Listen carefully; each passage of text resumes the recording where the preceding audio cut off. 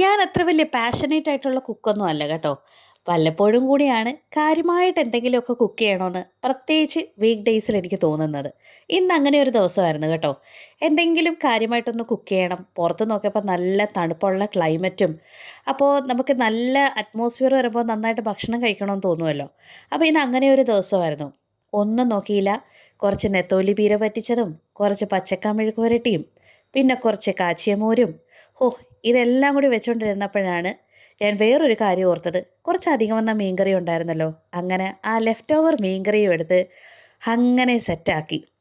ഒരു എന്താ പറയുക, ഒരു ശരാശരി മലയാളിയുടെ ഒരു സായാഹ്നമാണ് കേട്ടോ ഇപ്പോൾ നിങ്ങളീ കണ്ടത്. അങ്ങനെ ഇന്ന് ഫുഡൊക്കെ സെറ്റാക്കി നല്ലപോലെ ഇന്ന് ഫുഡൊക്കെ കഴിച്ച് എൻജോയ് ചെയ്യണം എന്ന് വിചാരിച്ചിരുന്ന ദിവസമാണ് കേട്ടോ. പിന്നെ എനിക്കെൻ്റെ റൂമിൽ ഏറ്റവും ഇഷ്ടമുള്ള ഒരു സംഭവമാണ് ഈ പുറത്ത് വിൻഡോയിൽ നിന്നുള്ള ആ ഒരു കാറ്റിങ്ങനെ വീശുന്നതും. ഇപ്പോഴാണെങ്കിൽ ഡിസംബർ ആയതാണ്, നല്ല തണുത്ത കാറ്റാണ് കേട്ടോ. അപ്പോൾ അങ്ങനെ ആ ഒരു തണുത്ത കാറ്റിൻ്റെ ആ ഒരു ഇളം കാറ്റിൻ്റെ ആ ഒരു തണുപ്പും പിന്നെ ഒരു ടി വിയും ഒക്കെ കണ്ടിരുന്ന് ആ ഫുഡ് കഴിച്ചപ്പോൾ കിട്ടിയ ഒരു സന്തോഷം. ഹോ, അപ്പോൾ ഹാപ്പി ഡേ.